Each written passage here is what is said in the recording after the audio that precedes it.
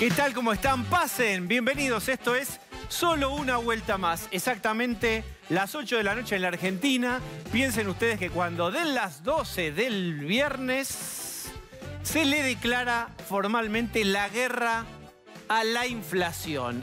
Lo dijo Alberto Fernández en una frase rara, extraña, en un contexto bélico donde fallecen personas. La guerra usó como metáfora el presidente. Tanto es así que Aníbal Fernández, que es el frontman, el que pone la cara por el gobierno, hoy a la mañana dijo: entiendo que esa frase remite que deben estar por lanzar algunas medidas. Es decir, su propio gabinete no sabe exactamente a qué atribuir esa frase. Pero eso es lo que ocurrió. Alberto Fernández va a declararle la guerra a la inflación. ¿Está preparado con el casco y el chaleco sobre un tanque?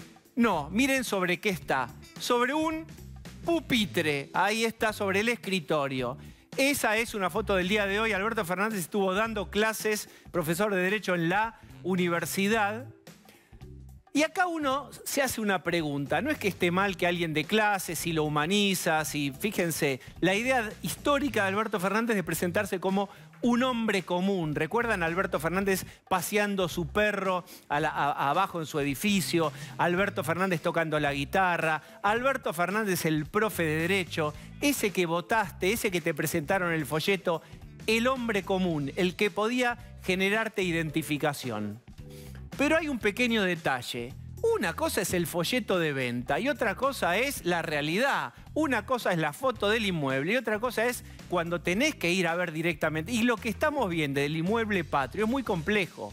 Quiero decir, esa foto hoy parece más bien, la del pupitre, salida de una especie de subsecretaría de la disociación. Vamos a inventar que Alberto Fernández reina también en una subsecretaría de la disociación en donde está separado en su realidad paralela de lo acuciante de la Argentina. Lo acuciante de la Argentina es, por ejemplo, 9% de inflación en alimentos en el conurbano.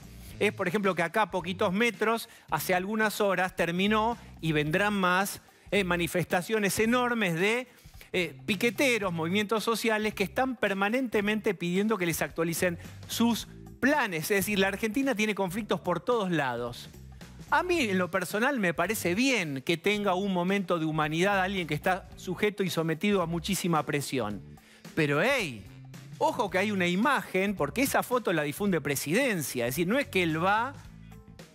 subterráneamente hace lo que tiene que hacer, respira un poco de vida normal, se desestresa y vuelve. Están difundiendo esas fotos del presidente, el hombre común, en una Argentina que no está común, en una Argentina llena de conflictos.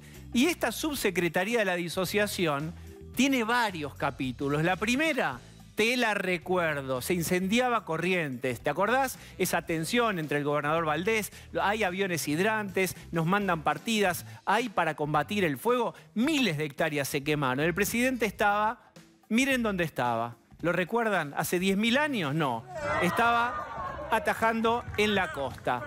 Una vez más lo digo, si hay una jornada de intendentes, hay que hacer política, está bien. Pero recuerden que, además de ser, hay que parecer. La imagen presidencial debe ser de autoridad. Debe simbólicamente tener el chaleco para combatir el fuego puesto. Es decir, simbólicamente al menos. No es que literalmente lo tenga que hacer. ¿Recuerdan cuando Piñera en Chile, cuando esos operarios quedaron atrapados en el pozo, que andaba todo el día con el casco? Si vos querés, por ahí era un exceso. Pero el tipo te mostraba que estaba enfocado en el lugar donde tenía que estar. A veces nos da la impresión que en un país que no es normal, Alberto peca de mostrarse normal. Esa foto que te mostré es la de los penales y ayer nomás, como diría alguien que a él le gusta mucho, al presidente, estaba haciendo o compartiendo esta clase amorosa de aquagym. Esto también es un video que la propia presidencia difunde.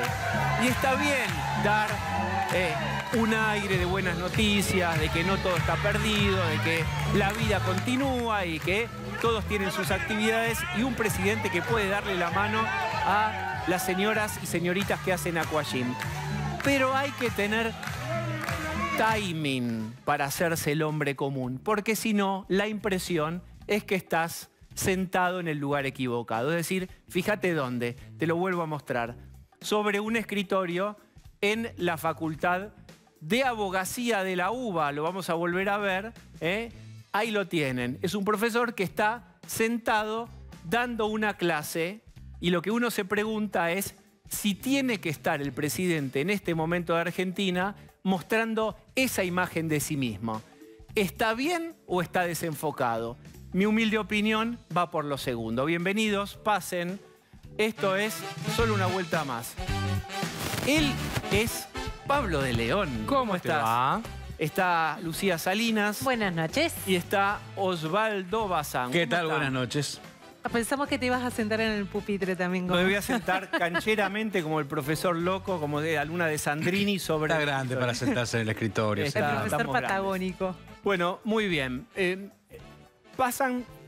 está con... Ah, miren ustedes. Ah, no. ¿Quién está del otro lado? Aló. Muy buenas noches Ah, a está todos, acá. a todas, a todes. Canten, amargues. A ver.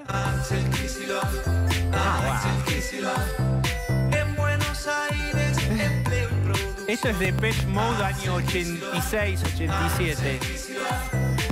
Que la derecha que gobierna, lo que más le molesta es que nosotros seamos personas felices. Por eso le pongo esta onda a esta noche. Se pudió ponerle onda a tu programa, Diego. Lo único que me interesa es si me funciona bien la memoria y estoy pensando que tal vez sea año Depeche, año 83, 84. Hay unos videos de ellos recontra jóvenes, pibitos de 18 años bailando ahí. Eso es lo único que me importa, a ver si me funciona el cerebro te bien. pasa? Pero lo escuchamos, gobernador. Me encanta, porque te traje imágenes de juventud, de felicidad, de rebeldía.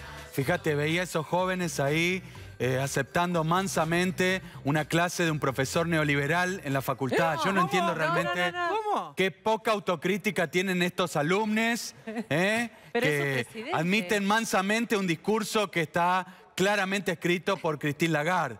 Y por Cristalina Georgieva. Pero por eso, Me digamos- parece una vergüenza. Esos alumnos se tendrían que haber parado. Ser joven es ser revolucionario. Tendrían que haberse parado y haberlo dejado solo a este neoliberal dando clases. Pero Una vergüenza no- total. Además, ¿qué nos puede enseñar el profe Alberto? A violar las normas, ¿no? ¿Él qué puede decir? Les voy a enseñar, chicos, cómo violar un decreto que yo mismo firmé. Pero perdónme, yo no entiendo. Usted está hablando como si fuera un opositor. Es su gobierno, es Tugo, el famoso No, Tugo. cuando lleguemos al poder el 10 de diciembre del año Es una 2023, cosa de Diego, loco. ¿Cómo vamos se a hace? terminar con el ajuste, la inflación y la pobreza que dejaron Macri, Alberto y Juntos por el Cambio. Mire cómo le hago con la virome. Y le hago así. Tugo. No. No es migo, no es migo. Sí, es Tugo. No es migo. Es Tugo. No es migo. Sí, Guzmán, es a ver. el de ustedes.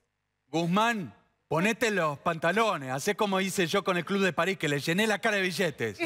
No le tengas miedo al fondo. cierto. Y al capital concentrado. Ten un Esta- poquito de coraje alguna vez en la vida. Esta El puesto de en ministro de Repsol Economía- como YPF como lo hicieron, Sí. que en España y comieron las uvas antes de Año Nuevo de la felicidad Sí. que tenían.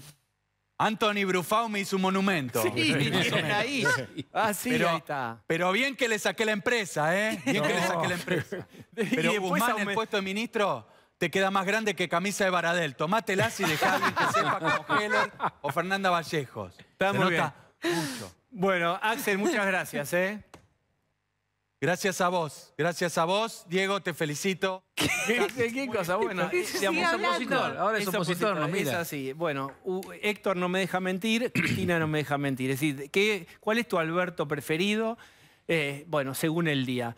Antes de presentar está Eduardo Levi Yeyati. Hola, Eduardo, ¿cómo estás? Bienvenido. Muy bien. 81. ¿Eh? 81. Depeche Mode. De 81. Ahí está, muy bien. Eso es lo importante. Todo el resto sobra. Voy a decir una cosa. En un rato vamos a estar hablando con Eduardo Levi Yeyati sobre la compleja situación económica, los anuncios posibles del viernes y básicamente qué proyecto alternativo podría haber a esto que tenemos. Pero déjenme presentar ahora a Loris Sanata. Loris es profesor de Historia de la Universidad de Bolonia en Italia y tiene la deferencia de charlar con nosotros a pesar de la diferencia de hora. Profesor Loris Sanata, ¿cómo le va? Muy bien, muchas gracias, Diego. Un placer. Gracias por invitarme. Hablemos de esto que tal vez usted escuchó en forma de parodia, donde el gobernador, parodiado por nuestro compañero Tarico, hoy pareciera opositor en la parodia, pero estamos viendo una interna fuerte en donde oficialismo y oposición están dentro del gobierno. ¿Juegan a ser oficialismo, oposición? ¿Son realmente antagónicos? ¿Cuál es su mirada? Me gustaría saberlo. En un momento pensé que era Kicillof en serio, porque la verdad que era muy creíble, ¿no? También por cómo hablaba. Casi hablaba castellano como yo, ¿no? Así que, no sé, es una buena pregunta. Yo creo que, bueno, como siempre el peronismo juega todos los roles. Esto no es ninguna novedad, siempre fue así. Así que hasta aquí tenemos un patrón que se repite. Ahora, no creo que sea totalmente un juego de las partes. Eso no creo que hay algo profundo ahí, o sea, efectivamente hay un clivaje de adentro que tal vez toque, yo lo veo siempre desde una perspectiva de historiador que dedicó mucho tiempo a estudiar el peronismo, lo veo desde una perspectiva histórica, o sea, siempre hay un peronismo más o menos ortodoxo, más o menos, no digo responsable porque me parece una palabra exagerada, pero sí por lo menos atento a conservar la gobernabilidad y que por lo tanto puede pactar también con la oposición si le conviene. Y hay un peronismo mesiánico, queremos llamarlo así, el peronismo de Eva, que se repite en el tiempo y que mira más hacia movimientos de tipo extremo, antisistémicos, y que ve en la ocasión de la negociación con el Fondo Monetario una oportunidad extraordinaria para jugar a la ideología. La ideología le cae como anillo al dedo, así que hay algo serio ahí y peligroso.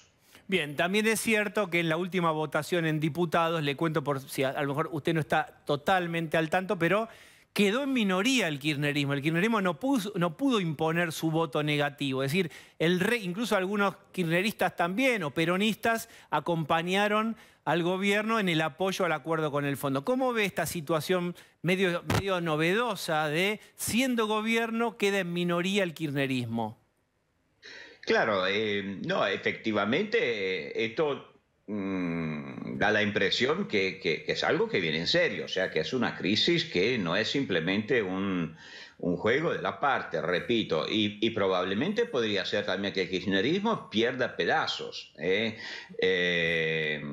especialmente en el interior del país, gobernadores o algo así, supongo, ¿no? Porque claro que perder la gobernabilidad es un costo que no todos quieren asumir, porque piensan también en su futuro, por supuesto. No digo en el futuro del país, pero en su propio futuro probablemente sí. Ahora, claro que cuanto más pequeño o acotado o chiquito se quede el kirchnerismo, no por eso se vuelve menos peligroso porque no tenga mayoría. O sea, se vuelve más puro, más ideologizado, más radicalizado, más, por lo tanto, radicalmente antisistémico. Así que, bueno, hay aspectos positivos si se fragmenta el kirchnerismo para la gobernabilidad, pero también peligros de mayor radicalización. Pablo de León. Sanata, buenas noches. Usted está contando estas situaciones de matices o de diferencias importantes en el peronismo, pero a este gobierno, que le quedan 1 año y 9 meses de gestión, algunos adentro dicen es el fin de una época, después del acuerdo con el fondo van a haber cambios de gabinete y van a pasar cosas. ¿Usted cree que los gobernadores, lo que es la Casa Rosada, se van a animar a desafiar a Cristina Kirchner, algo que no hemos visto en los últimos años? No creo que lleguen a tanto, yo no tengo mucha confianza en eso, pienso que además la figura que debería tener una estrategia como esa y estar al mando de una estrategia como esta que está diciendo, debería ser el presidente. Y la verdad, ya me convencí que el presidente no tiene las espaldas... Ni sabemos qué piensa el presidente en realidad. Después de 2 años de gobierno, uno realmente no sabe cuáles son sus... no su estrategia política, sino sus ideales, su ética, su moral. Se dijo y se desdijo todo el tiempo. Así que lamento decir que, claro, ahora para conseguir la gobernabilidad está dispuesto a pactar con la oposición. pero no dudo que mañana podría tirar por la borda a la oposición para volver a tratar de reunir el peronismo y por lo tanto el kirchnerismo también. Me parece totalmente oportunista. Si yo fuera la oposición, desconfiaría mucho, porque de aquí a las elecciones puede cambiar el rumbo otra vez. No me parece que es un pacto de gobernabilidad que va a durar hasta las elecciones presidenciales. Bueno, no, de eso hecho, no. el paquete que se va a anunciar el viernes probablemente tenga que ver con el repertorio histórico del kirchnerismo. No creemos que haya nada novedoso en cuanto a anuncios económicos. Lucía Salinas. Sanata, le quería preguntar sobre el capital político de Cristina Kirchner.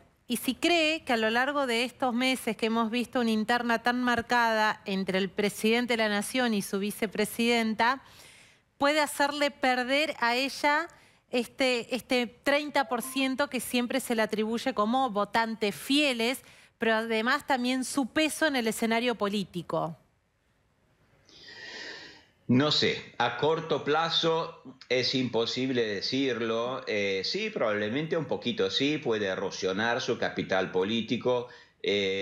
Mucho también depende de la evolución de los próximos meses, o sea, si hay efectivamente algunas señales de mejoría. Ahora, yo creo que esto depende mucho de un contexto, y no solamente en la Argentina en este momento, en todo el mundo, de un contexto que trasciende a Argentina.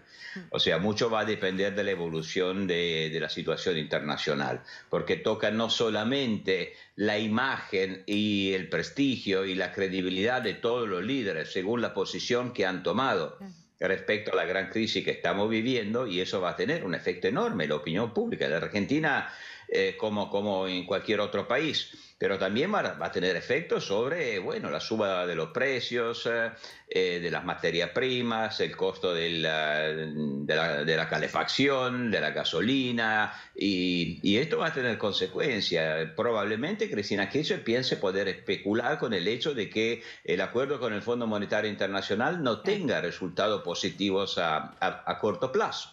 Es una especulación medio... ¿Qué decir? Cínica, queremos usar este término, porque es jugar con el país, pero la situación es mala y siempre hay alguien que saca renta de las situaciones malas, y esta es muy mala en el mundo, muy, muy mala. Osvaldo. Sí, Sanata, buenas noches. Usted 3 veces adjetivó como peligrosa la radicalización del kirchnerismo en los próximos meses. ¿Cómo se traduciría esa radicalización? ¿Qué podría pasar hoy, en 2021, con la radicalización del kirchnerismo? Bueno, generalmente la radicalización del kirchnerismo, bueno, la radicalización en general significa movilización de movimientos llamados sociales o populares, bueno, un poco de violencia también, y chantajes, presiones, allí donde son más fuertes. Pienso en el sector educacional, pienso en las villas, y después ideología. Tanta ideología, y ojo, la ideología no es inocente y no es tampoco, o sea, el relato, si tanto se habla del relato kirchnerista, pues es porque es un relato finalmente escatológico, que siempre piensa en un futuro de solución de los problemas, y la solución está impedida por lo malo de la película de siempre, que son los neoliberales.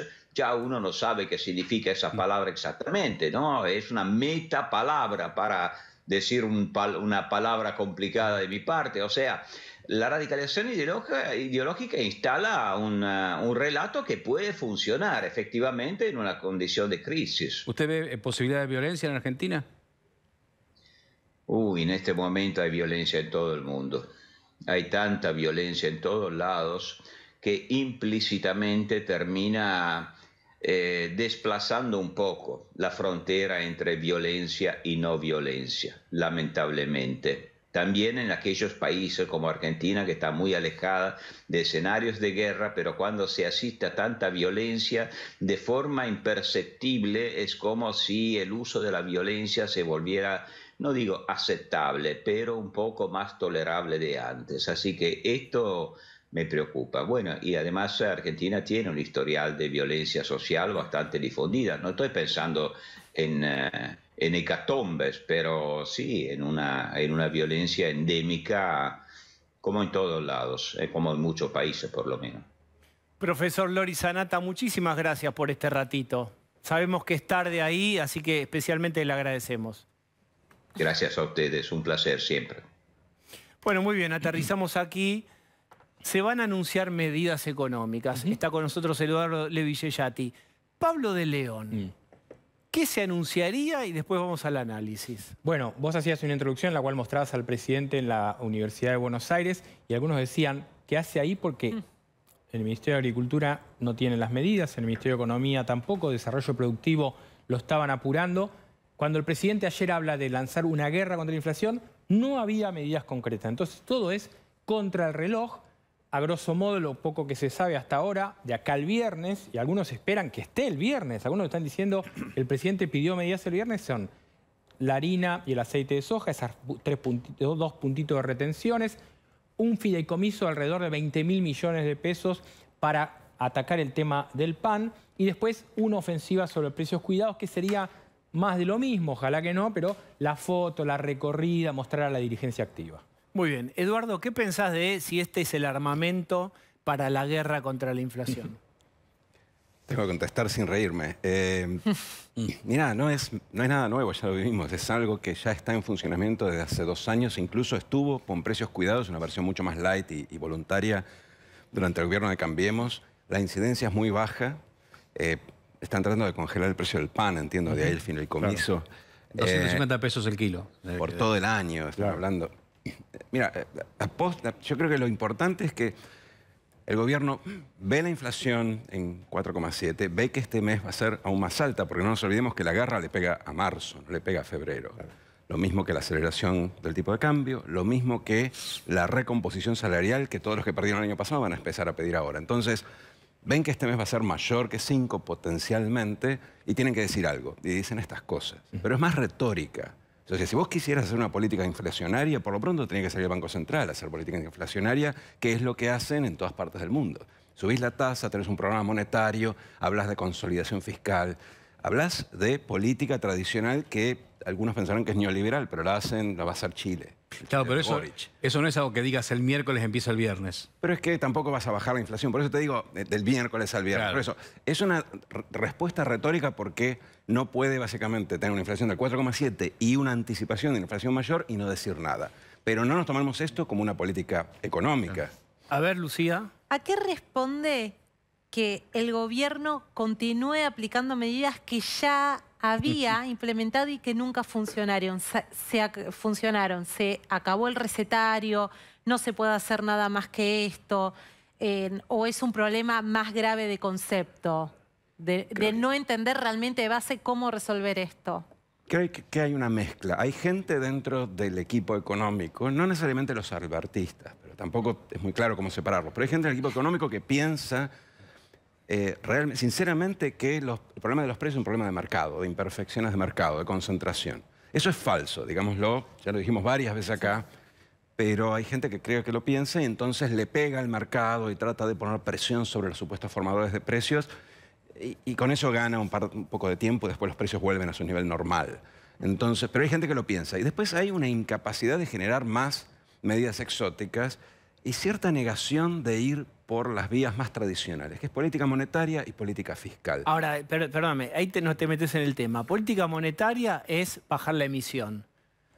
Política monetaria es subir las tasas de interés. La emisión es si querés, la contracara de las tasas de interés. ¿Qué pasa si subís las tasas? Porque uno escucha cosas, el economista sos vos, pero uno escucha que el crédito se encarecería tremendamente si ya suben las tasas, ya hay cero o muy poquito crédito y eso va a empeorar las cosas. ¿Qué pasa con eso? Mira, para empezar, el crédito hay poca demanda de inversión. En un contexto en donde la inflación puede estar en 70% si seguimos sin controlarla. La verdad que yo hace unos días acá dije 60% por tirar un número y ahora capaz que nos quedamos cortos. Entonces, en ese nivel de incertidumbre no hay inversión, no hay demanda de la liquidez de los bancos. Entonces, la inversión se corta por otro lado, no por el costo. O sea, ya que total no va a haber inversión, hay que subir la tasa. No. Posiblemente si esto estabiliza las expectativas de inflación, aunque sea en un rango más alto, vas a tener más inversión aún con tasas más altas. Por otro lado, las tasas esas afectan a quienes tienen acceso a esas tasas. Porque gran parte de la economía o es informal o está racionada, excluida del sistema bancario. ¿Nos explicás por qué subir las tasas acomoda la economía en este caso? Subir las tasas es una de las cosas que tenés que hacer entre muchas otras. ¿Pero qué produce? Bueno, para empezar lo que produce es una contención, si querés, una contención de las expectativas de inflación a futuro. ¿Sí? Le estás diciendo, subir las tasas es tener un programa monetario, ¿no? Entonces tenés un programa monetario que dice, yo voy a contener la emisión, voy a poner las tasas reales positivas y con eso voy primero a competir con el dólar, es decir, voy a frenar la brecha, comprimir un poco la brecha. Eso está todo implícito en el programa del fondo que acaban de firmar. Que los pesos circulantes, entre comillas, nunca son de más, pero estos pesos vayan a los bancos, a plazos fijos, a ese tipo de herramientas. El problema es que la discusión monetaria, yo sé que es medio embole esto, pero la discusión monetaria en Argentina se ha vuelto muy monetarista. No es solo que la gente tiene más billetes. Si vos tenés una tasa muy baja, no te pagan por ahorrar, consumís más o pedís prestado para consumir, que gran parte del préstamo en el sistema bancario argentino es para consumo. Y si consumís no ahorrás. No solo no ahorrás, sino que aparte estás consumiendo sobre una oferta que hoy le cuesta arrancar precisamente porque con este nivel de incertidumbre no hay la inversión suficiente. Y esa oferta es cada vez más cara. Pero el kirchnerismo piensa al revés, piensa que lo peor que podrías hacer es bajar la actividad de consumo. Bueno, eso yo creo que es un error hoy. Yo creo que en parte, vos me preguntabas por qué siguen con esto, por qué en un momento planteaban una recuperación bottoms-up, una recuperación basada en darle dinero a la gente para que consuma. Ellos efectivamente creen en eso. Si vos no tenés la oferta, ese bottoms-up lo que genera son más precios, mayor nivel de precios. Más que no tenés es que no hay bienes suficientes para consumir. Exacto. Y los pocos que hay suben los precios. Claro, el crecimiento es aumento de la oferta. Si vos no lográs que los empresarios inviertan y aumenten la oferta, le das más dinero a la gente demanda, pero los empresarios básicamente venden lo mismo que tienen más caro. Ahora poniendo muy simplificado. Claro. Pero por eso digo, necesitas en la Argentina revertir la caída de la inversión que hay. Y para revertir la caída de la inversión tenés, entre otras cosas, que estabilizar algunas variables nominales. La tasa es una de las muchas medidas que te permiten por lo menos decirle a la gente, mira, vamos a estar en este rango este año. Bien. Calculá tus negocios y tus inversiones en base a esta. Pero eso solo no alcanza. No. O sea, bajar la inflación en Argentina cuesta muchísimo y no creo que este gobierno pueda hacerlo. Pero estamos hablando de cómo hacemos para no ir a 90. Claro, ahora todo lo que vos estás diciendo en términos teóricos, Guzmán lo entiende, lo sabe, y mañana va a tener un elemento que es que va a tener aprobado un acuerdo con el fondo. Ahora, ¿cómo hace para cumplir ese acuerdo con el marco de estas medidas que apuntan a una cuestión que no tiene que ver con achicar las tasas y tocar otros elementos? Yo creo que estas medidas son para la tribuna. Una tribuna que cada vez es más chica, cada vez está más desierta. Que son accesorias, tampoco dañan, salvo que suban impuestos o hagan alguna cosa que sea realmente distorsiva. Bueno, prohibir la exportación de carne... No, eso daña. Exacto, por eso las depende. retenciones de precios cuidados daño. Ya lo tenemos, no hay nada de Y no pasa nada. Pero si subís las retenciones, prohibís la exportación, prohibir la exportación no tiene ningún sentido realmente ahora. Ahora, yo creo que Guzmán paralelamente está pensando en cómo salir de esto, le cuesta, tiene límites políticos, el programa con el fondo muy tibiamente enfoca en esa dirección. Me sorprende que no esté el Banco Central sentado a la mesa de esta discusión, porque el Banco Central es la primera institución que tiene que estar discutiendo los planes antiinflacionarios, está completamente desaparecido. Bien, vos sos consultado por Juntos por el Cambio, te piden una mirada permanentemente y eventualmente si tuviera acceso al poder en 2023 Juntos por el Cambio, te van a pedir una mirada o quizá, no sé, algo ahí. ¿Qué sugerís vos? ¿Tiempos televisivos? Cuando te escuchan con avidez, ¿qué hacemos? Porque digamos, diagnóstico lo tenemos. Bueno, vamos al tratamiento. Ahí está, tome el bisturí, señor. ¿Qué hace? Está sentado. No, digo, el bisturí, dejemos la analogía del bisturí. Dale, porque ese recorte, bueno... Es muy duro, sí. Dale. Mira... Agarremos el serrucho. Tenés que hacer varias cosas. Lo primero que tenés que hacer es política fiscal y monetaria. Política monetaria es tener un programa monetario con agregados monetarios, tipo de interés, tipo de cambio que sean consistentes entre sí, con una pauta de inflación de ponerle un número. No importa el nivel, lo importante es que tenga un mínimo de credibilidad. Tenés que hacer política fiscal para no estar todo el tiempo financiando al tesoro. ¿Qué quiere decir política fiscal? Bueno, tenés que tener un déficit menor y no un déficit que terminás ajustándolo con dilución por inflación. El año pasado vos gastaste mucho, pero como la inflación se aceleró, el gasto estaba indexado a la inflación pasada. Entonces, ¿Cómo bajás el gasto? no necesariamente tenés que bajar el gasto, tenés que encontrar la forma de reducir el déficit primario. Podés reducirlo acomodando algunas partidas, reduciendo cosas que están... La política, viste que hay un discurso que la verdad que es convocante, porque uno ve todo el tiempo nombramientos nuevos, subsecretarías, después retroceden, pero digamos, te retroceden, pero por el costado te entran una cantidad de cargos y decís, esto es como un barco que sigue subiendo gente y lo pagamos todos esos pasajeros. ¿Es significativo bajar el gasto del gasto público, del Estado, de la política, de los asesores? Eso no es mucho dinero, alguna vez lo hablamos acá. Sí. No es mucho dinero, no. Mira, claramente sin financiamiento, que es algo que no vas a tener, como sí tuviste en el 2016, y eso fue lo que te hizo postergar demasiado el ajuste, sin financiamiento vas a tener que o bajar el gasto o subir impuestos. No es subir impuestos la tasa, sino subir la recaudación, por ejemplo, eliminando parte de la informalidad, de la economía informal, de manera que el déficit sea mínimamente financiable sin emisión. Ahora, Juntos con el Cambio en un momento intentó eso, fue esa cuestión incluso tan discutida de achicar ministerios, pasar ministerio de secretaría, que después le terminó generando un costo político. Eso no Ahí funcionó. Sí, Lo de achicar ministerios no funcionó. No funcionó, pero por sí eso. intentó reducir el déficit fiscal un poco tarde. Posiblemente empezaron realmente Y lo fuerte pudo después. reducir, y lo pudo reducir. Lo pudo reducir tarde, con la crisis encima, lamentablemente. Pero sí, es cierto, hubo un esfuerzo que ahora un poco se desandó.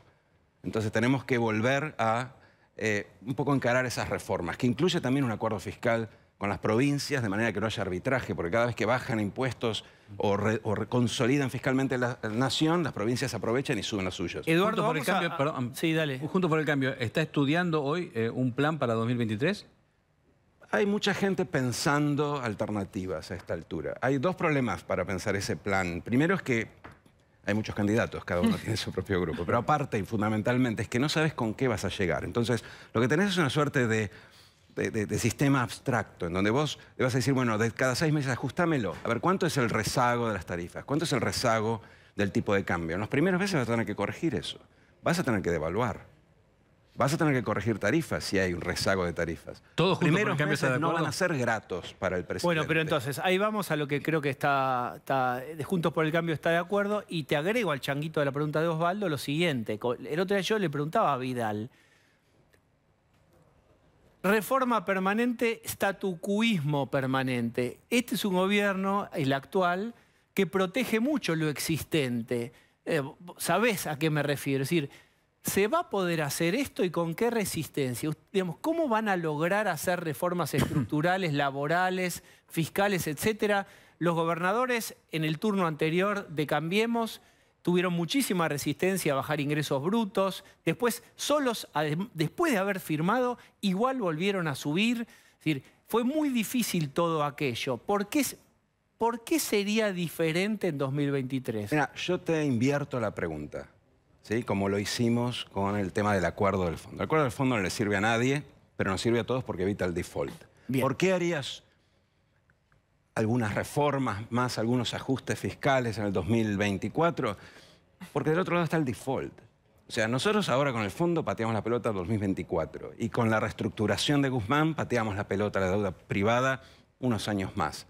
Pero ni ahí resolvimos el problema. El problema se resuelve cuando nosotros podamos salir a pedir prestado a un spread, un riesgo país de 600 puntos básicos. Hoy el nuestro es 1.800 puntos básicos. Con ese riesgo país, la Argentina es insostenible. Entonces, vos tenés que hacer estas reformas y estos ajustes, y alguien tendrá que pagar el costo político, porque si no, no hay forma de que salgas... ¿Y quién te va a dijiste- acompañar? Nadie te va a Profundicemos en esto. no, Es decir, ese es un buen vamos plan, sí. juntos vamos a hacer el esfuerzo. Si no hay un acuerdo de la clase política, enseguida vas a ser el ajustador, vas a ser el Martínez de Oz o el no sé quién, te van a poner una etiqueta, te lo van a y empiezan los piedrazos. Y te la tenés que bancar. Nadie te va a acompañar, nadie te va a abrazar cuando vos estás haciendo una, llamémosla, consolidación o reformas. Lo importante es que no te obstaculicen.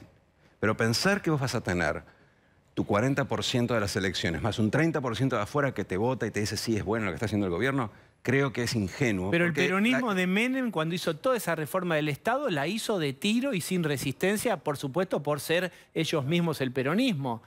Ahí sí, la pudieron hizo, reformar. la hizo con el peronismo, no hubo un apoyo de la oposición, O sea, no hubo vos ya obstaculización de la oposición. El peronismo generalmente obstaculiza. ¿Y acá pensás que puede obstaculizar? ¿O en el mano a mano, más allá apagás las cámaras, te la entienden los secretarios generales de los gremios? ¿Te la entienden?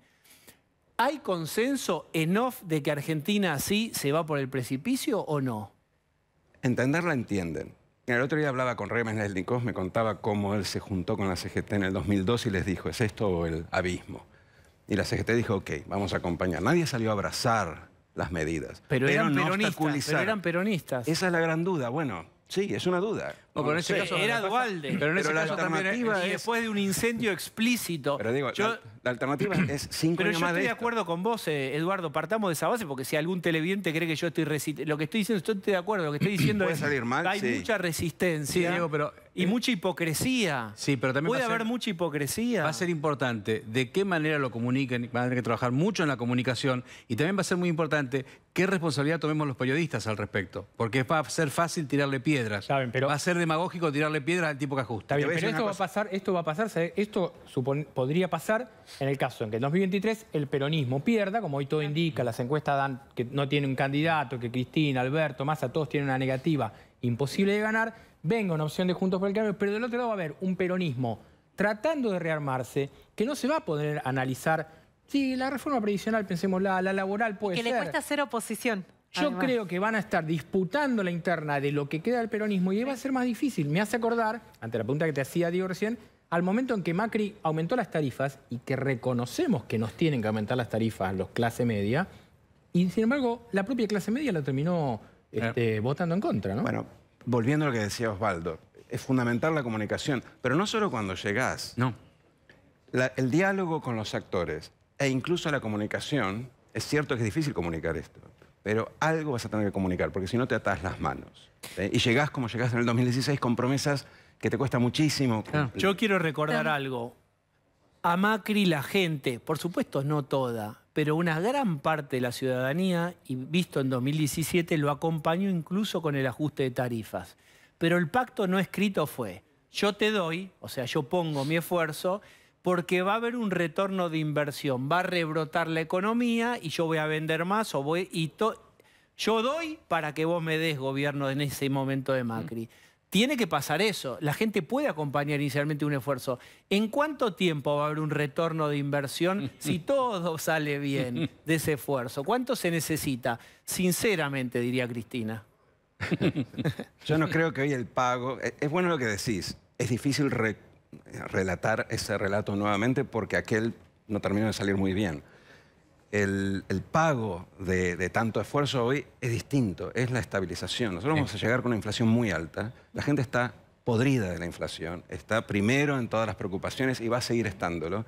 Yo creo que las prioridades de una discusión, de un debate político el año que viene van a ser las primeras 9, estabilización, la 10ª va a ser inserción laboral. Te lo digo yo que creo que eso es importante. Entonces, lo que vos le vas a tener que prometer es que después del ajuste, de la estabilización, consolidación, como lo quieras llamar, la inflación va a ir bajando. Y eso yo creo que genera apoyo político. Está bien, pero tenés que Macri- Entonces pensar- lo que no, está pero diciendo Macri- Eduardo es, ojo que no es como Cristina no entregó el bastón a Macri, no. no es con esos números, pueden ser números en llamas y la gente te va a decir, tira agua. La gente si tirás devaluada. bueno, si haces eso es un objetivo cumplido. Y si lo explicas bien.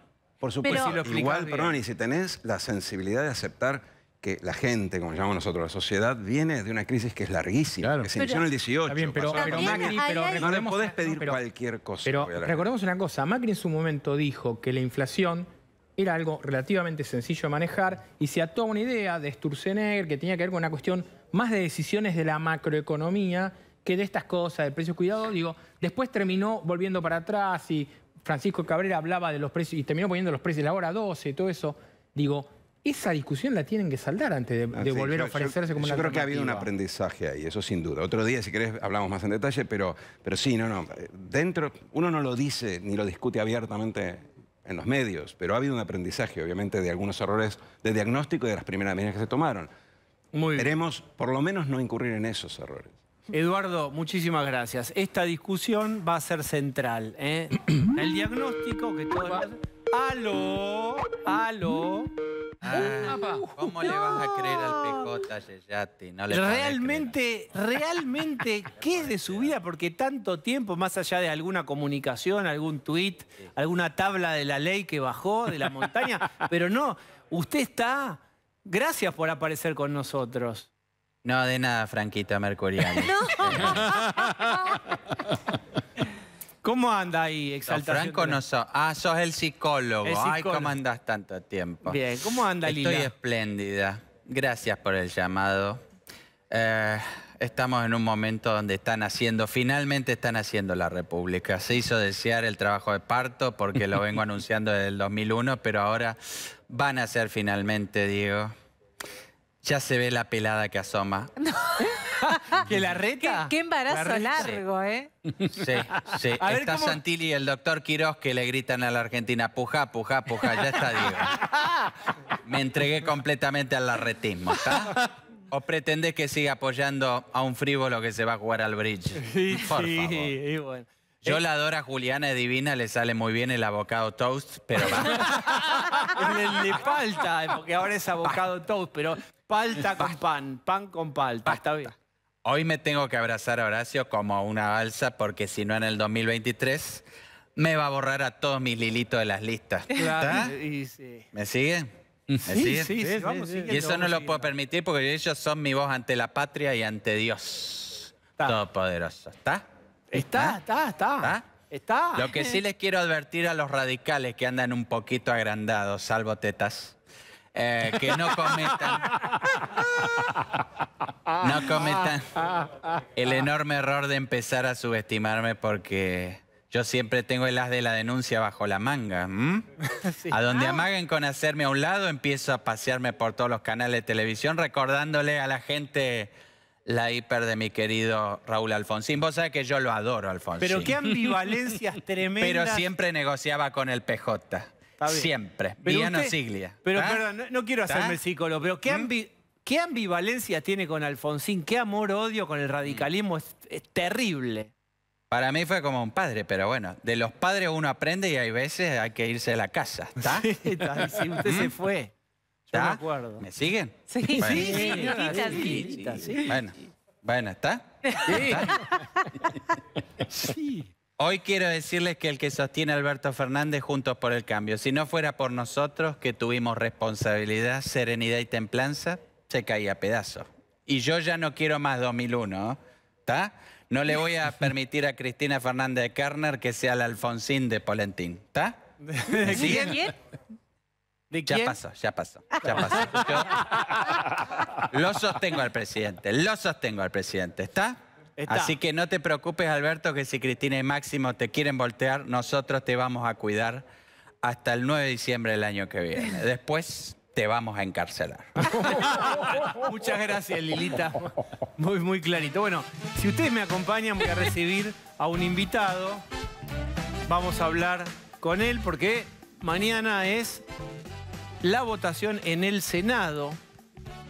Y se trata de Martín Lustó, senador. Hola, Martín, ¿cómo estás? Hola, ¿cómo andás? Pensé que me ibas a saludar directo. Ah, te saludo con la mano. Bien.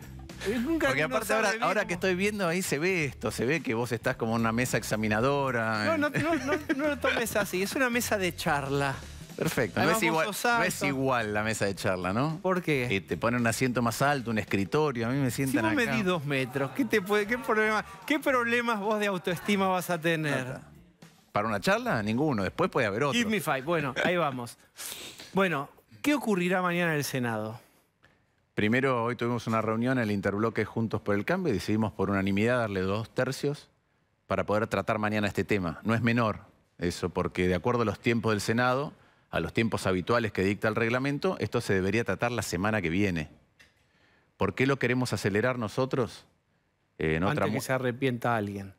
No, en otra muestra de responsabilidad con lo que decía el dibujo animado de Lilita. El 21 hay un vencimiento. Si yo le pregunté al ministro en comisión qué pasa si no se llega con los tiempos al 21. Y él dijo que pasan dos cosas. Lo primero es que hay que pagar y que no alcanzan los dólares de las reservas netas. Y lo segundo que dijo es, si no se paga, ya no se puede hacer un acuerdo con el fondo, porque no se puede hacer un acuerdo con el fondo con vencimientos impagos. Entonces, la verdad que los tiempos, hay una enorme irresponsabilidad del gobierno en traer este tema a último momento y además ni siquiera tener los votos propios.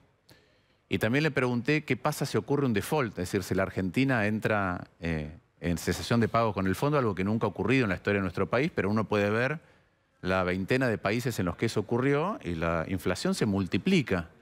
¿Por qué? Porque el fondo entra cuando te faltan dólares, general.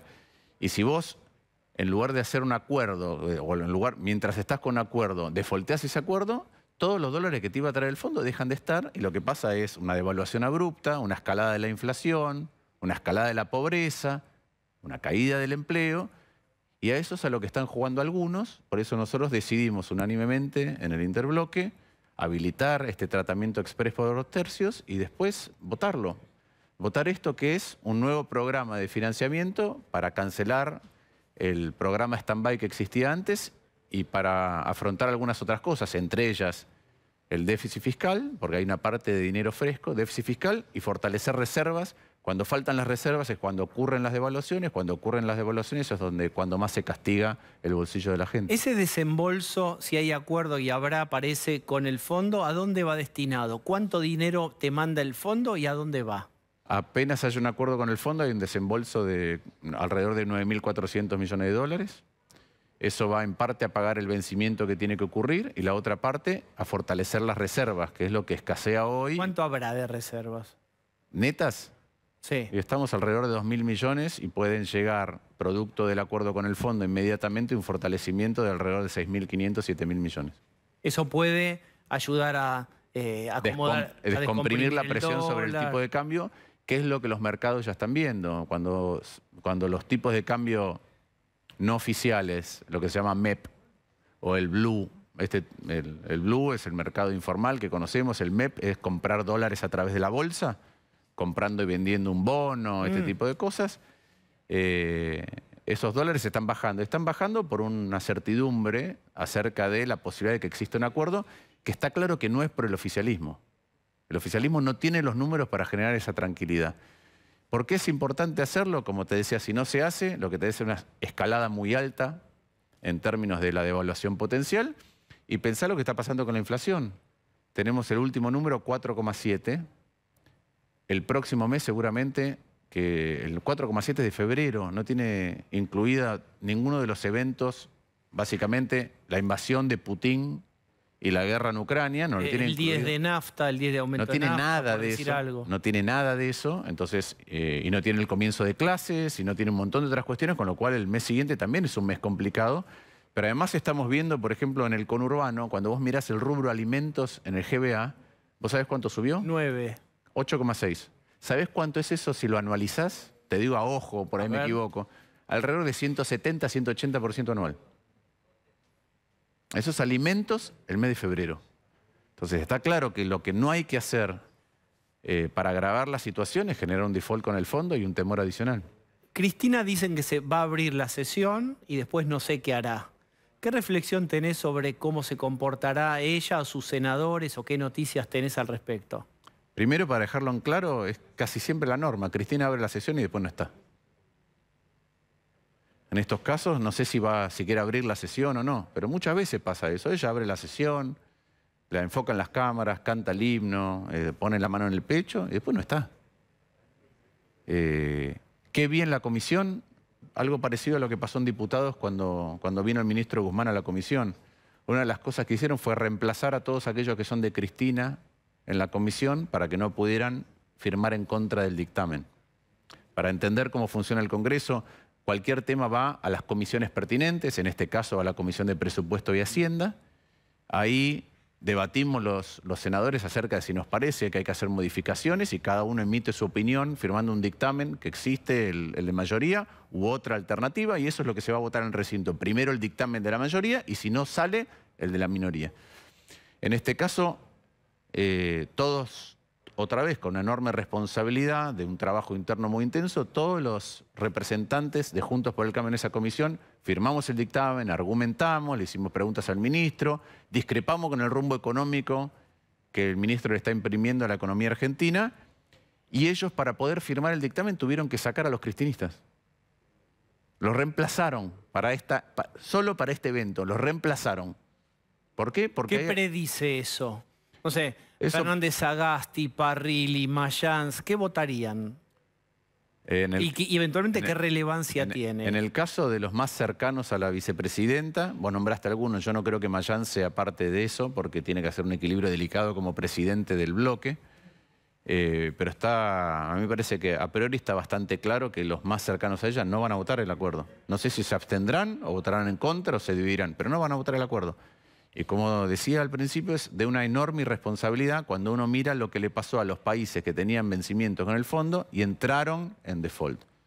Pero te estoy hablando de países que tenían... Perú tenía 80% de inflación, creo que terminó 5 años antes, tenía 80% de inflación. Entró en default, después tenía 2.400% de inflación. Está clarísimo. Hay otro riesgo más, que es el riesgo del enfrentamiento. En un rato Pablo de León va a contar un diálogo muy fuerte entre el Cuervo Larroque y Alberto Fernández. Es decir, más allá de la escenificación estratégica y después el peronismo se podría juntar en 2023, hay un conflicto real. ¿Qué consecuencias puede tener sobre la economía? ¿Tiene efectos que no se hablen o que no estén en nada de acuerdo el kirchnerismo con Guzmán, con Alberto? Claro que tiene efectos y ya los tuvo esos efectos. En primer lugar, creo que la vicepresidenta, cuando hace ese video, yo vuelvo a repetir o vuelvo a decir lo mismo que dije cuando vi el video. Obviamente que hay que repudiar toda acción violenta contra la persona de la vicepresidenta, contra aquellos que estuvieron, porque había diputados y senadores en su despacho, entonces vieron peligrar su integridad física y también a la investidura. Pero no veo ningún repudio ni a la violencia contra el Congreso en general y mucho menos contra los policías que sufrieron una bomba molotov. Ahora, cuando veo el video, lo primero que pienso es que si aún con este acuerdo, que es laxo y que permite discutir colectivamente hacia dónde tiene que ir la Argentina, ella está en contra, es que desde el principio estuvo jugando al default. En segundo lugar... ¿Cristina estuvo jugando al default? Y está claro cuando veo a todos sus diputados y senadores haciendo lo que hacen. Pero quiero decir, ¿por qué juega al default? ¿No hay una conciencia real del peligro que eso implica? ¿Cuanto peor, mejor? Te hago una nunca vista en tele. Después te quedás un rato más, vamos a una tanda y me... Televisión, dale, vamos a una tanda. Pero quienes lo rodean van a votar. Entonces mi pregunta es, ¿especuló con eso Cristina o realmente no hay una noción del kirchnerismo de lo que significa un default y hubieran deseado que no se apruebe el acuerdo?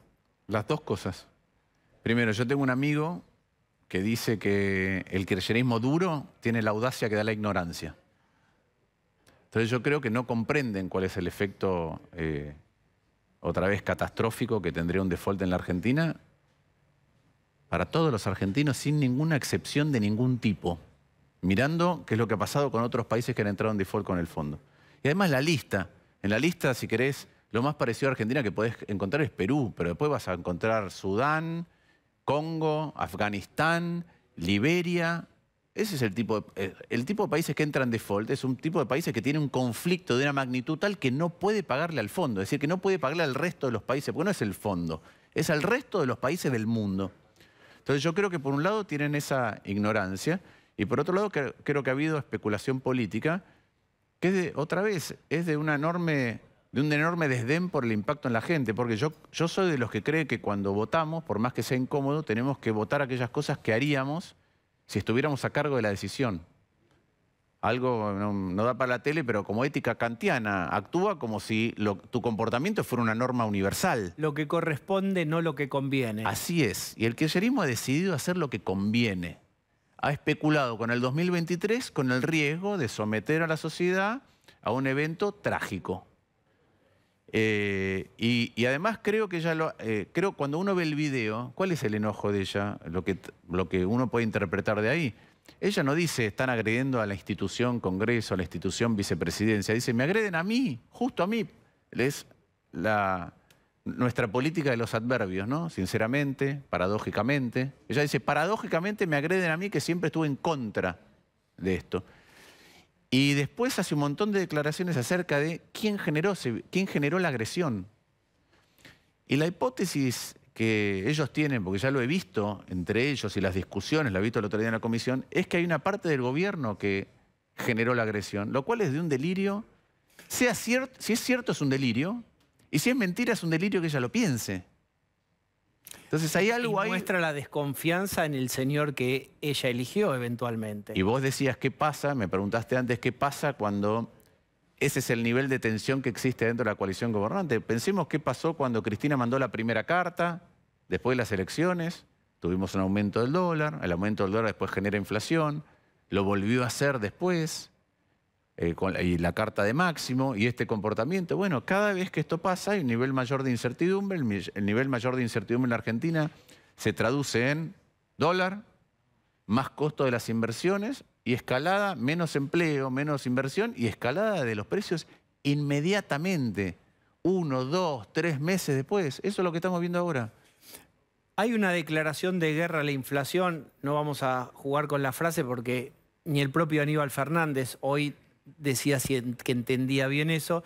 Quiero compartir con vos una tapa del diario Clarín de hace ya algunos años. Ahí la tienen. Esto es de 2005, diciembre 1 de 2005. Vigilarán los precios y no habrá apuro con el fondo. Es decir, herramientas de guerra que tienen entonces ya 17 años, si hago bien la cuenta. ¿Qué pensás vos de, digamos, con qué puede salir el viernes a declarar la guerra a la inflación y a la especulación el gobierno?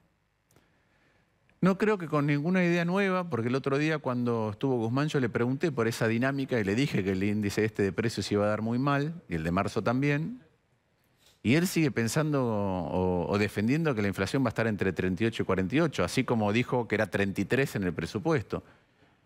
¿Qué veo ahí? ¿Qué dice abajo? Lanzó una liga de seguimiento de precios. Cuando él, primero, es desafortunada en este contexto internacional la expresión guerra. Pero él dice quiénes son los que aumentan los precios. Es decir, que está enfocando hacia un sector. Y me parece que lamentablemente va a ir por la misma dirección. Vos dijiste que es del 2005. A ojo, seguramente me equivoco. La inflación del 2005... Ahí estaba Lavagna o se estaría yendo Lavagna después de... Se había ido Lavagna después de las elecciones. Yo estaba en ese momento, tenía un despacho en el 5º piso con Lavagna. Estábamos preocupados porque la inflación estaba pasando de un dígito. Debe ser alrededor de 12%. Hoy, ¿cuánto es? 52. Vamos a usar los mismos métodos. Entonces vamos a ver qué significa guerra. Pero cuando dice guerra, la verdad que está pensando que hay un enemigo. Y no parece que el enemigo fuera la inflación. Por lo que dijo el presidente es que un enemigo es alguien que sube los precios. Nunca se pregunta por qué suben los precios, es alguien. Entonces quiero ver qué es lo que anuncian, pero no me parece que sea nada que pueda tener un resultado. Como no han tenido resultado los acuerdos que han hecho recientemente, etc. ¿Cuál es el riesgo de tener este número de inflación o más o mayor el mes que viene? Desde el punto de vista político. Vos estuviste en un ministerio. ¿Qué significa que te traigan un número de 4 o 7 de inflación y te digan, mira que el mes que viene va a ser más grande? ¿Qué le puede pasar al gobierno? ¿Qué genera esto? Primero, hay una cuestión de largo plazo y una cuestión de corto plazo. Primero, la cuestión de largo plazo, el otro día Juan Carlos Torres hizo una entrevista que dice, uno de los problemas del progresismo en la Argentina es que no piensa que la inflación es un problema grave. En segundo lugar, ¿por qué? Porque, primero, no generás inversión, no generás estabilidad para que nadie se piense a futuro, ni desde una pyme, ni de una empresa grande, no sabés hacia dónde caminás. No existen los precios a futuro. La decisión más importante que vos tenés que tomar para que crezca la economía es cómo asignás, no donde comprás hoy la leche, sino cómo haces con los precios de mañana para saber dónde vos vas a invertir, qué vale la pena hacer en la Argentina. Cuando vos rompés eso, ese termómetro, se asignan siempre más los recursos y creces menos, y esto está bastante estudiado. Creo que hay un economista extraordinario que tiene inclusive una estimación de cuánto pierde la Argentina de crecimiento por esto, que se llama Fanelli, un gran macroeconomista. Por otro lado, ¿qué pasa en el corto plazo? Primero, cada vez que, producto de que los precios suben más que nuestros salarios, cada vez que pasa eso y vos perdés 1% de poder adquisitivo, hay 230.000 pobres nuevos en la Argentina. Entonces, eso ya es un evento, desde el punto de vista social, tremendamente importante. Que vos seas pobre quiere decir que no te alcanza para la canasta básica. Quiere decir que en algún momento las familias que caen ahí, 230.000 nuevos, por cada punto, te estoy diciendo, tienen que decidir que hacen algo y dejan de hacer otra cosa que es fundamental. ¿Sí? Fundamental en su canasta de supervivencia. Que es el doble de lo que es más o menos 2,2 veces lo que te cuesta comer. No es que es una canasta muy exigente. Vos calculás cuánto cuesta comer, lo multiplicás por 2, no considerás alquiler, ni útiles, ni remedios, nada de eso. Es decir, lo multiplico por 2 y esa es la línea de pobreza. Cada vez que tenés una pérdida de un punto porcentual, hay 230.000 familias en la Argentina, 230.000 nuevos pobres, que en el fondo están teniendo que resignar algo, insisto, fundamental, primario para su inserción, para su pertenencia a la sociedad, resignar algo para hacer otra cosa.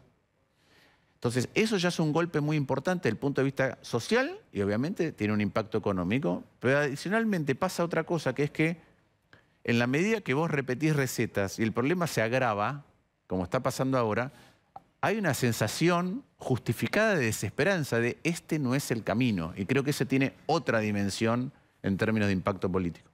Martín, muchísimas gracias por este rato aquí en el programa. Siempre un gusto, ¿eh? Igualmente. Bien, los saludo a Martín Lustó. Ahí está, vuelvo a la mesa y ya se sumó Rolo Barbano. Hola, Rolo, ¿cómo estás? Buenas noches. Bueno, muy bien. Ustedes saben que hoy cumpleaños nuestro productor que se llama Maxi Heidenschein. Para nosotros es Rottenmeier. ¿Ustedes recuerdan la señorita Rottenmeier? Porque la severidad alemana con la que nos trata Rottenmeier. ¿Qué tengo que hacer yo ahora? A ver. Te puedo contar. Pablo de León. Ahí tenés, Rottenmeier. Ahí tenés. Te esperé, te esperé. Dale. Pablo de León. Viste que estamos hablando de la discusión dentro del gobierno, la rosada con el kirchnerismo, para decir de alguna manera. Bueno, hay algunos elementos que aparecieron en las últimas horas que tienen que ver el estado de descomposición que hay dentro del Frente de Todos.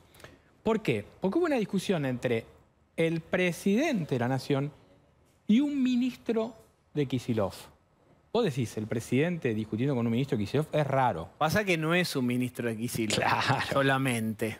Claro, exactamente. Vos estás adivinando que es Andrés Larroque, que ni más ni menos que la mano derecha de Máximo Kirchner.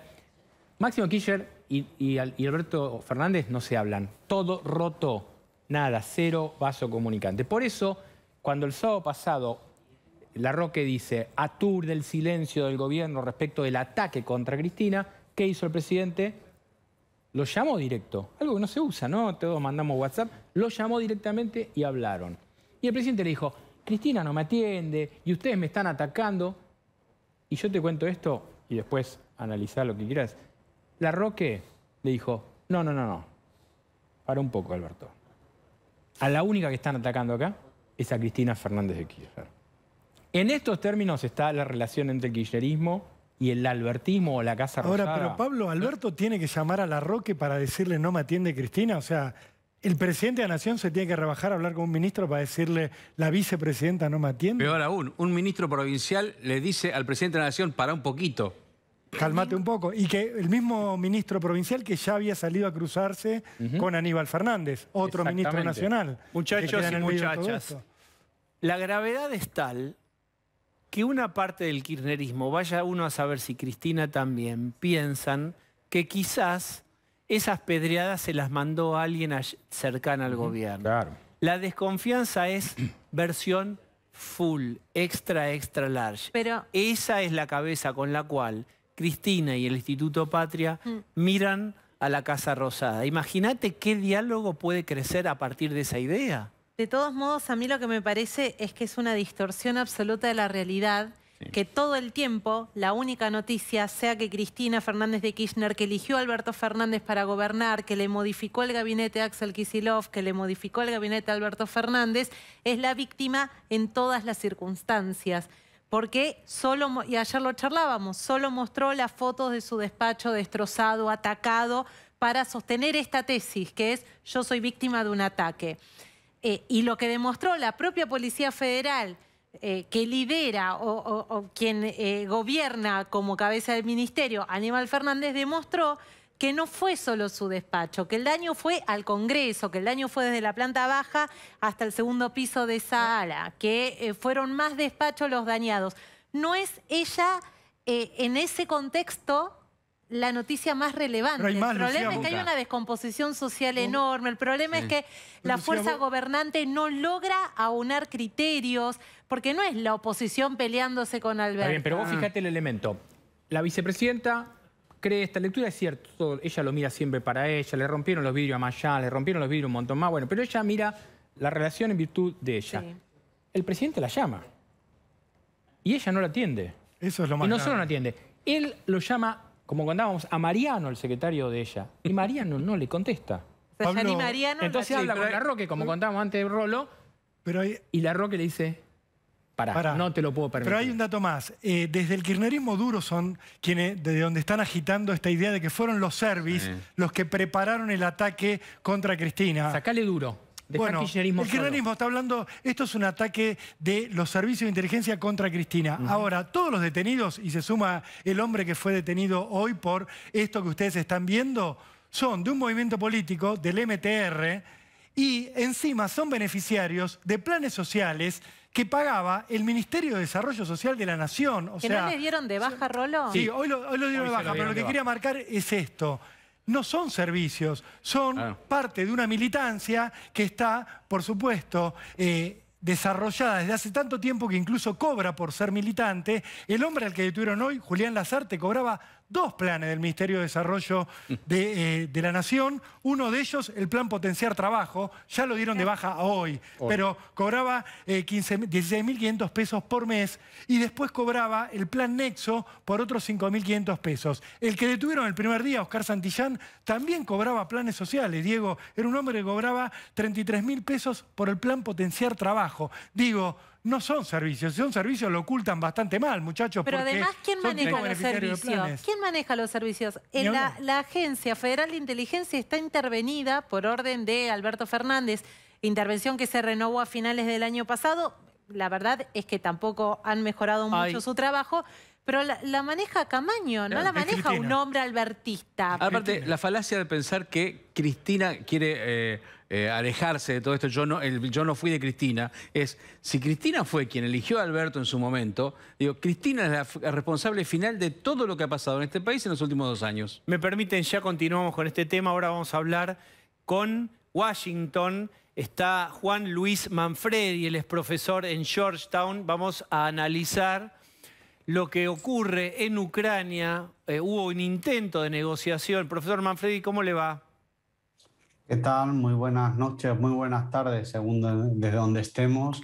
Aquí estamos desde Washington. Bueno, ¿qué evaluación hace de este intento de acuerdo en donde Ucrania debía, esto se ha pedido de Rusia, renunciar a entrar a la OTAN, a entrar a la ONU?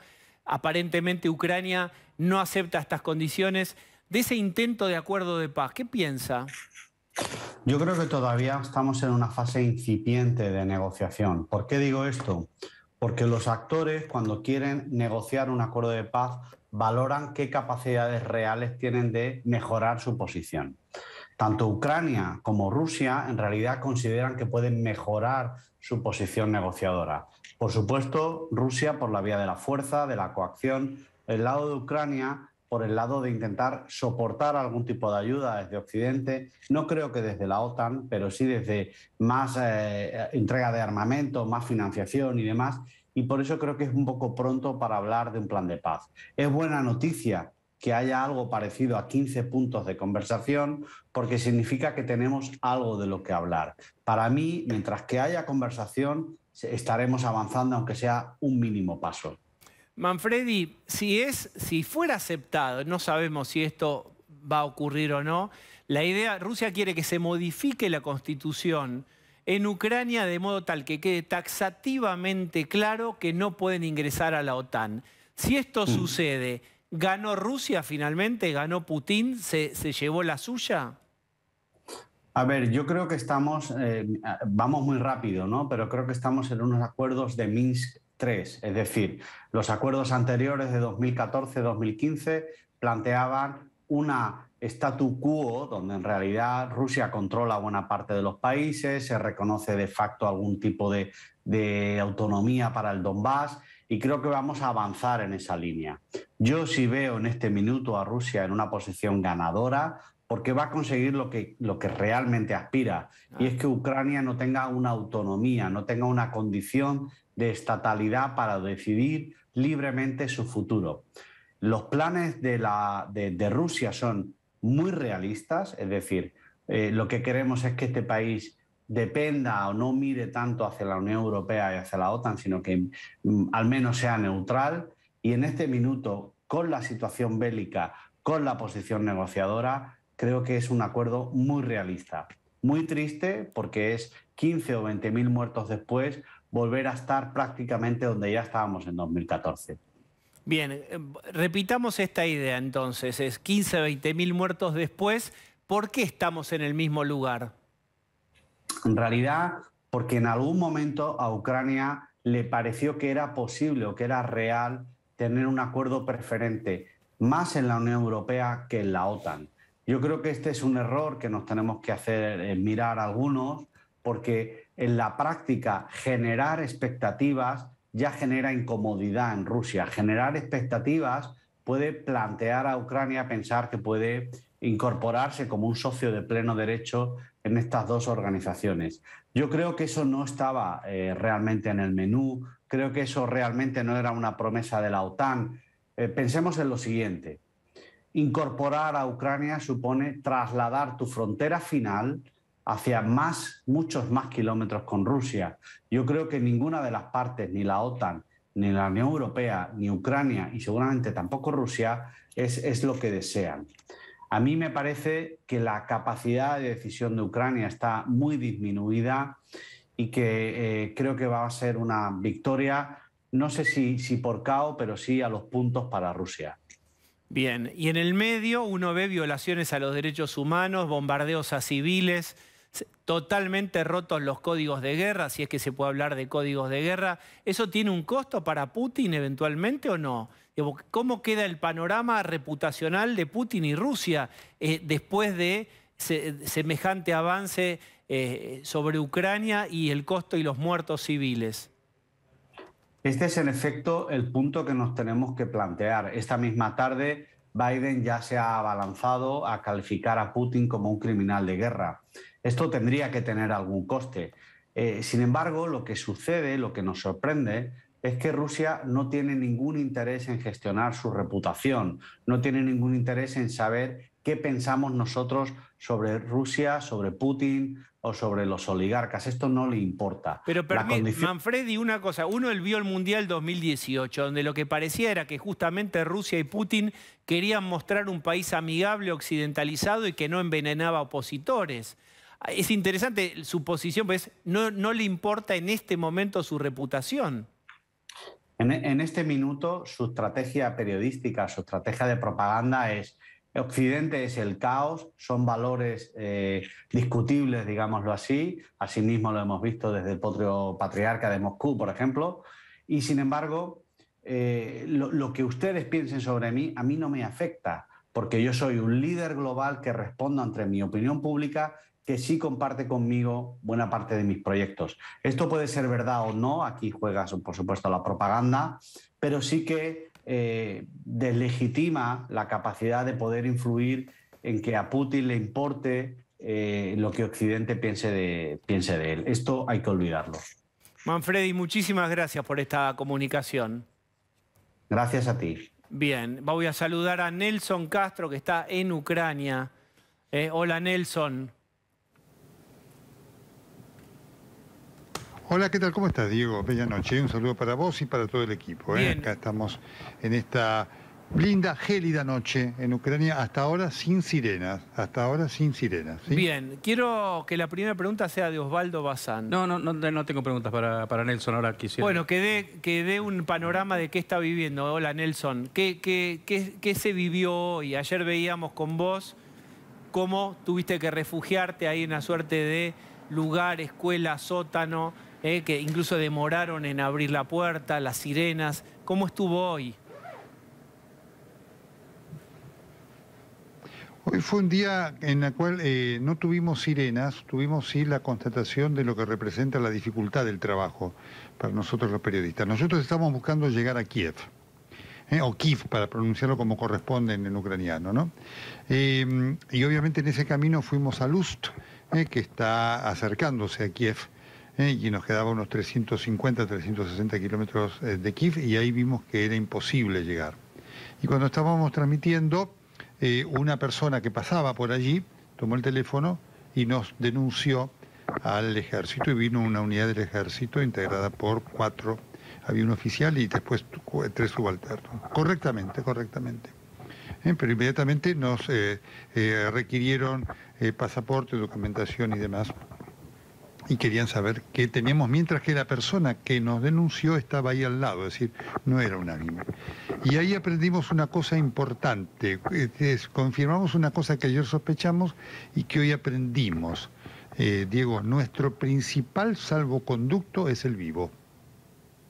Mientras nosotros estemos transmitiendo en vivo, tenemos un salvoconducto para demostrarle a las autoridades militares, de la policía y la seguridad de aquí y los civiles, que somos quienes somos, periodistas. Todo eso nos llevó 40 minutos y te marca un impacto de lo que es la guerra, lo que es la tecnología. Ellos quieren ver en el celular y quieren verte. Vos le decís, estoy transmitiendo para TN, para el programa de Diego Seiman, se lo decís, ellos quieren verlo. Incluso, bien. Si lo ven, ese es tu salvoconducto. Pero ¿de qué te habían denunciado? ¿Quién te denunció y cuál era la sospecha que tiran sobre vos y el equipo de TN?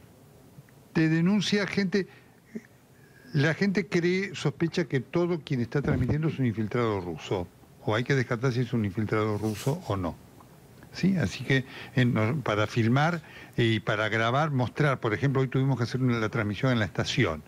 Mientras estábamos en la estación, Osvaldo Berizo, que es el camarógrafo, me dice, voy a tomar la estación, y me dice, voy a hacerlo durante 30 segundos, y lo hizo durante 30 segundos. No se puede hacer más durante mucho tiempo en muchos lugares, porque inmediatamente es increíble como la gente te está mirando. Ya nos había pasado ayer a la mañana, cuando nosotros tuvimos que salir muy rápidamente de la zona de la antena que fue atacada aquí, que fue atacada ya en Rivne, y efectivamente nos denunció alguien que nos vio y nos siguió la policía durante varios kilómetros. Hoy pasó exactamente lo mismo. Y la gente que te denuncia, te repito, está ahí al lado de los miembros. No es que es una denuncia anónima. Vos lo ves y nosotros nos dimos cuenta que cuando estábamos emitiendo alguien nos miró, vio, pasó y demás, llamó por teléfono, a los 3 minutos estaba esta unidad militar con nosotros. Así que aprendimos, mostrándole todas las credenciales. Finalmente estaba Manu Joven y le dijeron, queremos ver lo que están transmitiendo. Y ese fue nuestro salvoconducto. Un aprendizaje de la guerra en el siglo XXI.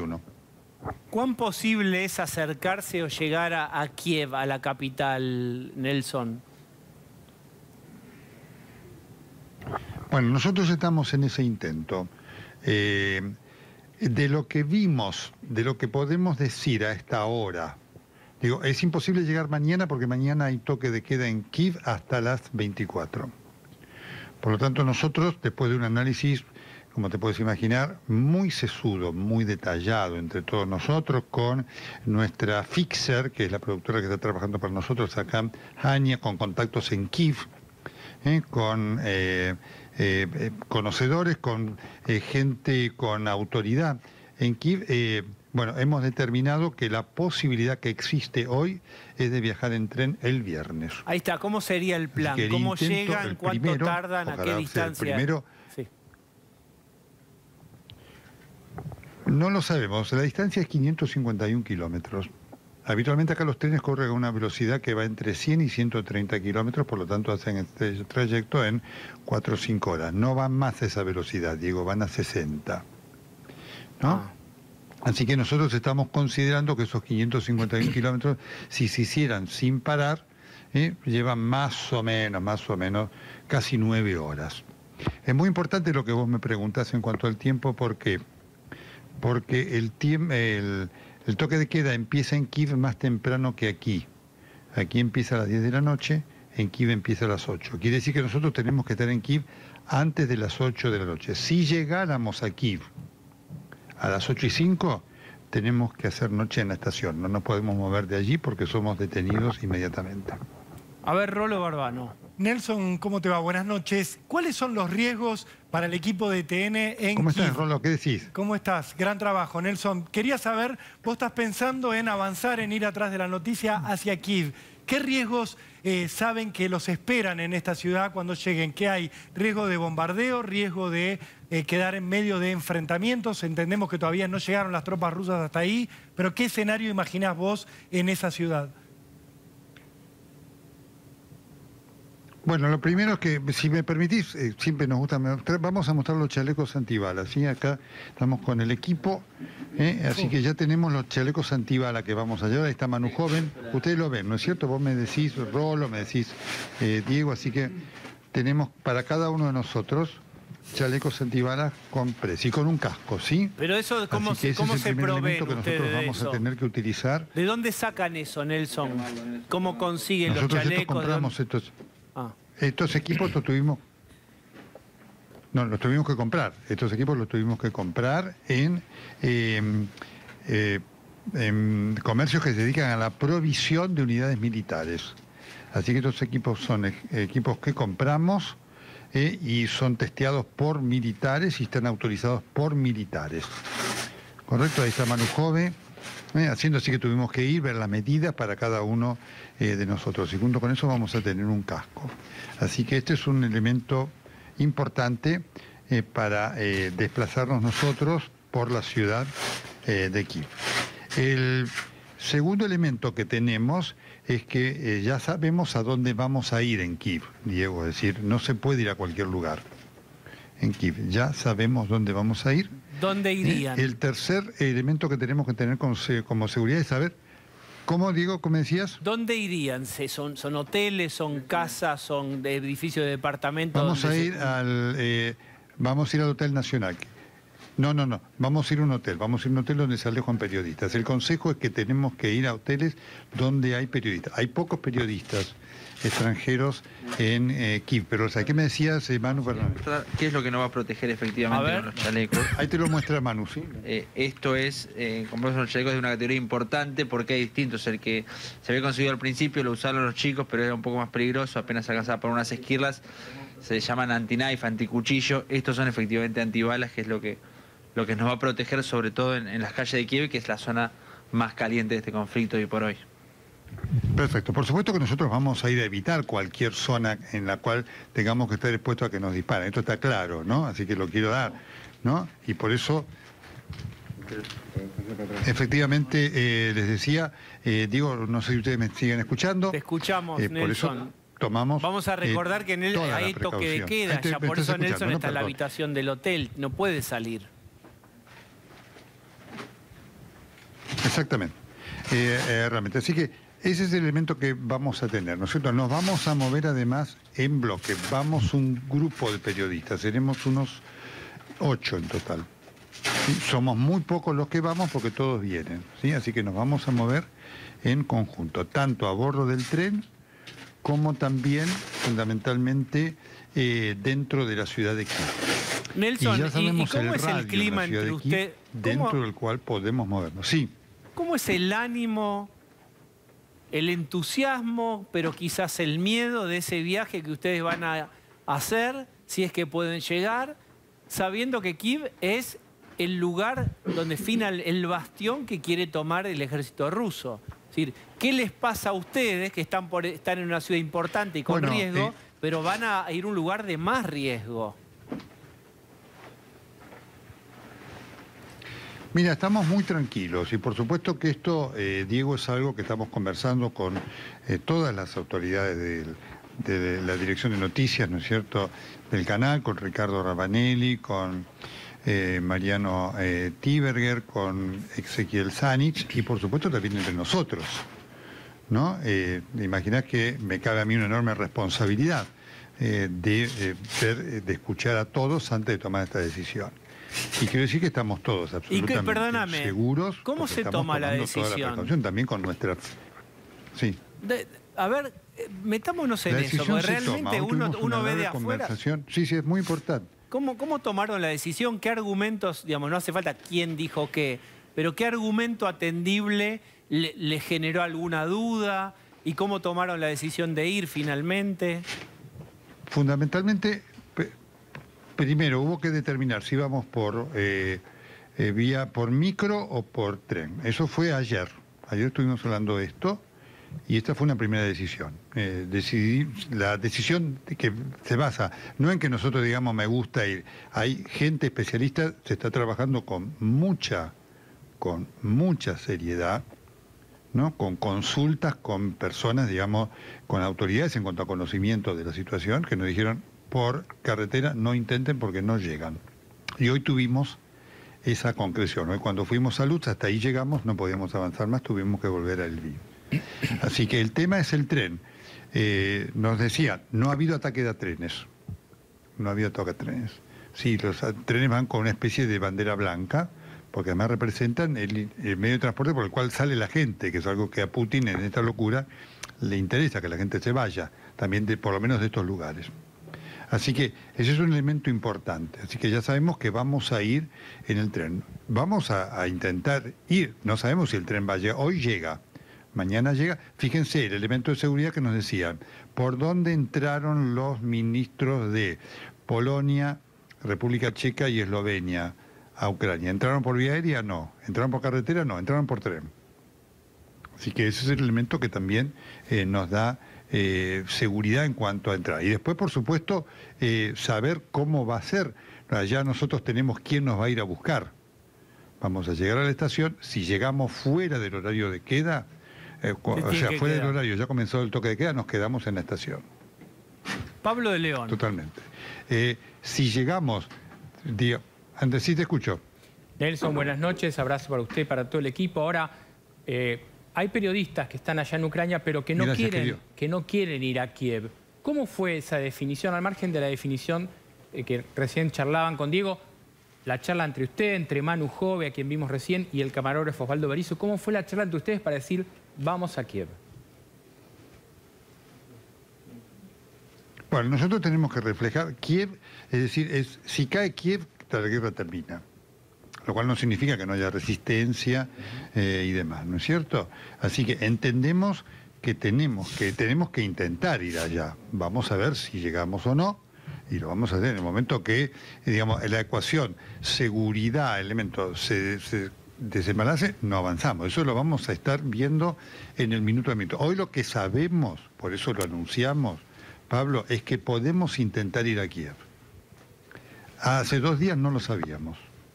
Hoy sabemos que el intento en condiciones de seguridad lo podemos hacer. Y quiero decirte que hay algunos colegas que a partir de que nosotros hemos tenido esta definición, se están acoplando para venir. Y eso es una cosa que a nosotros nos interesa. Cuanto más seamos, somos mejores. En principio somos 8, ¿no? Que estaríamos haciendo esta travesía. Así que este es el elemento. Nosotros estamos acá para reflejar esa situación. Ver lo que está pasando en Kiev es algo fundamental para entender lo que representa esa ciudad que nosotros conocemos. Estuvimos con Maximiliano Heiderscheid, a quien aprovecho para saludar en el día del cumpleaños. Estuvimos aquí hace 3 años y pico. Así que entendemos lo que significa reflejar eso, como reflejar el corazón central de lo que son los intentos de Putin, ¿sí? Nelson, y desde lo personal, desde lo humano, ¿qué sentís vos? ¿Qué sienten, imagino, Manu Jove y también Berizo? Pero vos, ¿qué sentís yendo hacia el lugar del que todo el mundo se está escapando? Ustedes van a ir en trenes que probablemente estén casi vacíos porque el transporte de la gente va en la dirección opuesta. Ustedes van a ir hacia el incendio cuando la gente está escapando. ¿Qué sienten?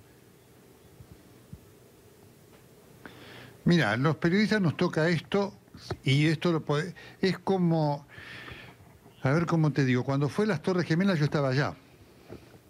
Y yo no todo el mundo se iba de Nueva York, Rolando. Claro. Si ustedes escuchan un golpe es porque al lado alguien está diciendo por favor no hablen tan alto, para que ustedes vean lo que es la cobertura, ¿sí? Te decía, Rolando, cuando fue las Torres Gemelas, trato de ver si este ejemplo puede servirles. Toda la gente se quería ir de Nueva York. Yo estaba ahí, yo me quedé. No soy ningún valiente. no soy ningún valiente, ¿sí? No somos nosotros ninguna valiente. Somos periodistas, Rolando, y vos estarías haciendo lo mismo, Diego lo mismo, Pablo lo mismo, con las condiciones, lo mismo, Jessica, Cecilia, todos. Nuestro trabajo es parte de nuestra vocación. Si no, no estaríamos acá, estaríamos en nuestras casas. No hubo un instante, Nelson, un instante de duda en la decisión, algo, un pensamiento, algo que hayas visto que te generó una duda, después la atravesaste y ya tomaste la decisión. ¿Hubo un momento de duda, de zozobra, si estoy haciendo bien esto? No, el momento de, digamos, no hubo un momento de duda de decir cómo teníamos que tomar la decisión. Ok. Sí, la duda es en, bueno, ¿tenemos esto? Es decir, si no tenemos esto, no podemos ir. Si tenemos esto, no podemos ir. Por eso hoy, la ruta que nos daba, mirá los retenes, esto, no podemos ir. Clarísimo. No están respuestas todas, además hablamos con nuestro asfixia, que es muy responsable y tiene mucha experiencia, Aña, ¿no? Bien. Realmente. A esto quiero decirte algo, Diego, y no quiero tomarte mucho más tiempo porque... No, el impacto de este intento, lo que se ve en todo el mundo es impresionante y la comunidad ucraniana de habla hispana está siguiendo esto con mucho... Entonces hemos tenido un pedido para llevar medicamentos. Bien. Y nosotros vamos a, digamos, tratar de honrar ese pedido, así que junto con nuestra misión periodística vamos a ir imbuidos de esa misión humanitaria para llevar medicamentos a grupos que nos han pedido remedios que les están faltando. Nelson, muchísimas gracias por esta comunicación. Saludo a todo ese equipo que está allí y que va a intentar, Diego, gracias, ir a Kiev mañana. Ahí lo tienen a Nelson, con un cálculo más logístico, más frío que emocional, que uno le hace una pregunta emocional y como corresponde en ese momento y en ese lugar, si se puede, vamos. No es si quiero, si me da miedo, si se puede llegar, si se puede ir en tren, si esa logística es posible, bueno, vamos. Lo intentarán aparentemente mañana. Bueno, ¿no sabes que hay periodistas, yo por eso le preguntaba a Nelson, hay periodistas que están en Ucrania que no quieren ir a Kiev o a algún lugar donde hay enfrentamientos. Y esto no pasa por un tema de valentía, sino pasa por un tema de la dificultad del trabajo periodístico, pero también ir a un lugar donde hemos visto, se han atacado hoteles que tenían cartel de que eran hoteles, hospitales, perdón, para niños, hoteles con gente, digo, con lo cual es una situación... Y se han asesinado.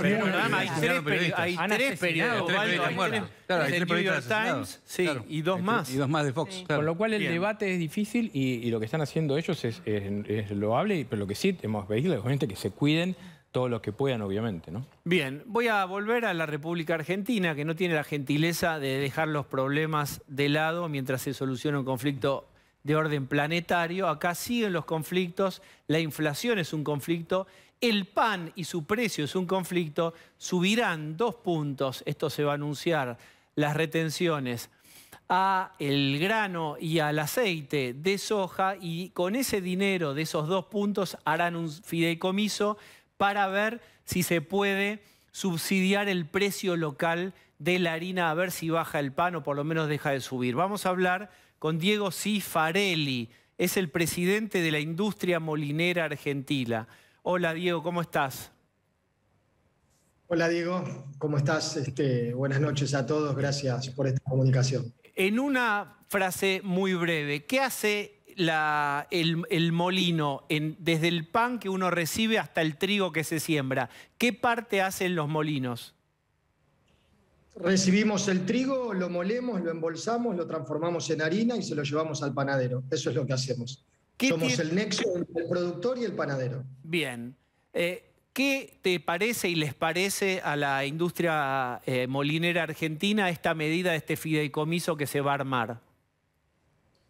Bueno, Diego, en primera instancia debo reconocerte que no estamos muy al tanto de esta herramienta que vos me estás comentando. Obviamente que tengo conexión permanente con el secretario de Comercio, con el ministro de Agricultura, con el ministro de Desarrollo Productivo, pero no estamos empapados de esta herramienta que vos estás comentando. Si ustedes no lo tienen confirmado, espera un poco, digo, Claro. Pablo de León, ¿se sabe algo? Porque estamos dando por hecho algo que pareciera que sí, pero uno de los actores de esta novela dice que no sabe. Bueno, no es extraño porque hace menos de una semana Julián Domínguez, Guado de Pedro, Axel Kicillof fueron a Expoagro y se sacaron fotos con los integrantes de esta feria que organizan Clarín y La Nación y dijeron que no iban a haber retenciones. ¿Qué estamos hablando? A retenciones a la harina y al aceite de soja. Con lo cual, no suena raro que no hablen con los empresarios molineros para hablar de qué van a hacer con el pan. Bien, entonces, finalmente vamos a decir que si se instrumenta este fideicomiso, ¿sirve para bajar el precio del pan? Mira, Diego, nosotros hemos hablado muchas veces con los funcionarios. Para nosotros creemos que existen otros mecanismos que son probablemente más eficientes.